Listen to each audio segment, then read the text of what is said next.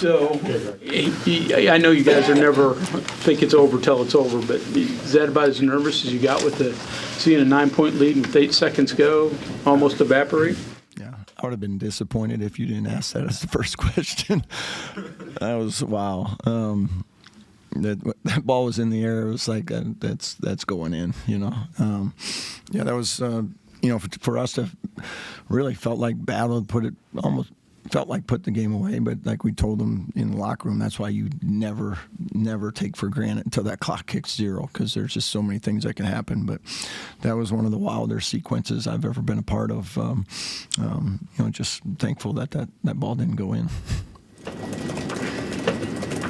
How big was Jonathan tonight, especially hitting those threes when it mattered the most? How big is it as a true freshman to come in a Big 12 game like that where it was a needed game that you needed to win? How big was that? What I loved about it, and like we tell him all the time too, is keep shooting, because I believe I think he was 0 for 5 at the time, not positive. So to have the courage to still say, Coach has me, like I got the confidence to still shoot this 6th one, when it was a huge shot, like you said, and then he hit another one, you know, after that. So I thought, you know, we needed it at a critical time there, and you know, what a big shot by him for a freshman to step up and have, you know, the confidence to still do that on a tough shooting night. I thought it said a lot. Coach, every different game has a different game plan, obviously. It appeared in this one that you were able to kind of stick to the game plan throughout, even when you had to come back. How much were you able to stick to the game plan? How big of a deal was that, even collectively winning the rebounding battle, which isn't always a thing? Yeah. We actually had to switch it the second half with about, I don't know, 9-10 minutes to go. We went from like a drop coverage and back in our ball screens to kind of trapping the ball screens, and I thought that was you know, really good for us as that game wore down those last 8 minutes or so. So I thought we did a better job of being able to keep them out of the paint with that coverage, and then they weren't getting downhill, getting to the rim, getting fouled, getting lobs. So I thought Amani did a really nice job of making that adjustment and getting up there, because we don't do that a lot. So I thought he did a good job of executing it. You talked about with Jonathan having the courage to stay with it after going 0 for 5, and what gives the coach? I mean, you knew coming into this game that he was going to be important to you, but he starts off slow, to stay with it. I watch him work every day, so you know, it's like, you know, when you put in the work, and I watch him shoot every day, and he makes the shot he makes, it's gonna happen. You know, it's you know, you have to have the confidence to know that you still have the green light to go take those threes, and you know, we're not going to change that philosophy ever. You know, for a guy that shoots it the way he does in practice every day and puts the amount of time in, you know, he's going to always have the green light for us.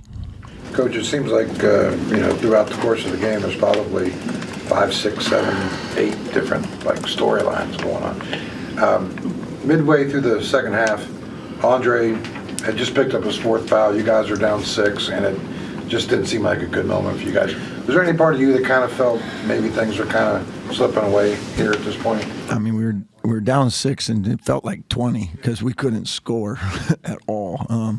So it was. I think they missed a couple of free throws. Somebody finally helped us out and missed some free throws. That was nice of them. So I told a couple guys back there that we've been working on our free throw defense the last couple of days, so glad that paid off.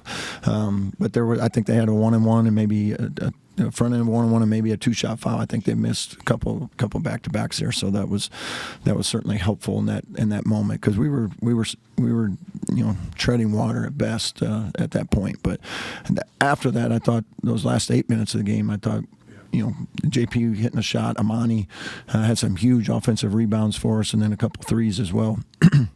And that got our offense going. And then defensively, I thought, you know, to close out the game, I thought we were pretty good, except for those last few seconds.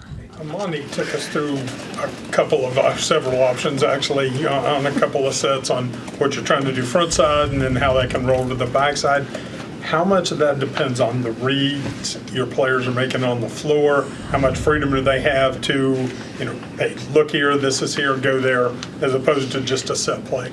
Yeah, I mean, we're playing off of what they're doing for us. So on several of Amani's screens, sometimes when they come off, they'll double Javon, and tonight Cincinnati was trying to rotate a third guy to Amani. So if they got there, JP was going to be the guy that was standing open because we were putting it where he was the only guy on the backside. So if you're going to come rotate to Amani, that's why JP was able to get the one down pass from Amani. And if they were afraid to leave JP, well, then Amani was going to shoot something open or have a driving lane with our best shooter in the corner. So I thought now that all is dictated by Javon, so Javon's going to be the guy to get doubled, and Javon's got to make the read. So, like always, I thought he did a really good job tonight. Even though he only had 4 assists, he had a lot of hockey assists, passes that led to the next pass. So I thought he did a really good job of handling, what teams are throwing at him, and he did that again tonight.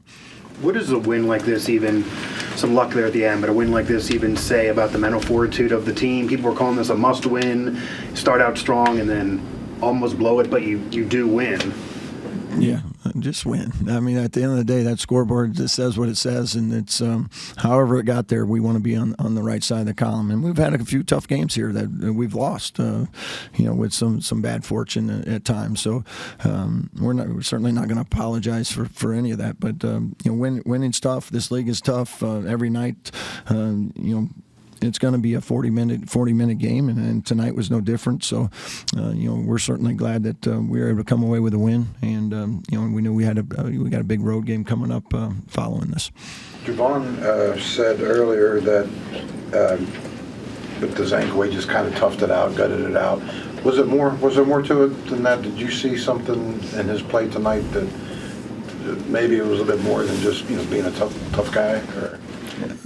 Lower body injury, So yeah, I'm not sure, what he has for sure, but he seemed pretty good afterwards. So, but he's a tough guy. He's not going to sit out much. So. At least I don't want him to, So it was good to see him get back out there. There was a play in the first half where it seemed like everybody touched the ball and it went around the wing. Maybe even some touched it twice. How does that make you feel as a coach, where you were able to just move the ball so well? Yeah, I love it. I love it when possessions end up and the shot goes in too, because otherwise on film study the next day you have to cut it off before it goes in. Great ball movement and then get 3 passes without the ball hitting the floor, and then when they miss, it kind of ruins the point. So I was glad he made it, but I know exactly the possession you were talking about in the first half, and the ball just popped side to side to side, and wham, you hit a wide open 3.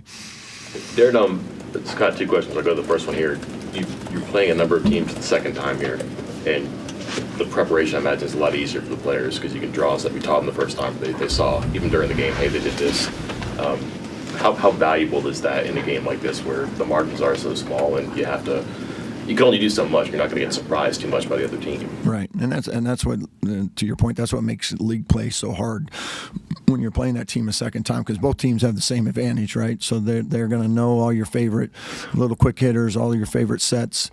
You used a lot of them probably the first time, so they're going to be sitting on a lot of your favorite plays. So, trying to come up with a few new things, or maybe some other things you haven't used against, you didn't use against them the first time, but it works both ways. So I think your preparation, as you mentioned, it becomes even more important as you get down, when you're playing teams a second time or even a third time in a conference tournament, of how do you get every possession, every out of bounds play, every sideline out of bounds. Where can you steal a couple points that are so hard to come by on the half court? So trying to be good at all the extras, I think, is so critical to winning games like this. And then conversely, your final 5 games. Sorry to say this after all that. First time against Texas Tech, first time against UCF. What's the challenge there in getting to know a team so late in the season and not having that recall? Yeah, and that's especially in your as a first year head coach, new staff, we're learning. We don't even have anything to pull from last year. So every time we play somebody, we're having to put a lot of time into the prep because we have nothing else to go off of. So for us, we're going to see everything that they have for the very first time. If you've been in the league a while, we played Texas Tech and Grant three straight years, and this is what they do, and this is what they run, and this is what you got to do to try to slow them down. So I know this. I've seen them enough to know they're really good. Are they overusing replay and taking too long on them? only when it goes against us. Yeah, so. Take as long as they want it to go for you, huh? They want to get the call right, so and they're trying to do whatever they can get the angle that they need to get to make the right call. And I certainly appreciate that. Foul disparity went the other way this time. We've asked you about it when it's gone the wrong way. You want to talk about it?